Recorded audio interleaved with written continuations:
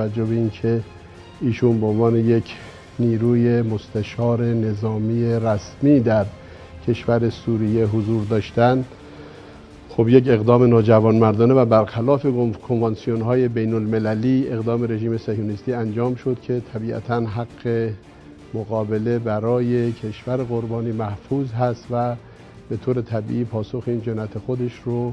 در واقع در شرایط مناسب و در زمان مناسب حتما خواهد گرفت.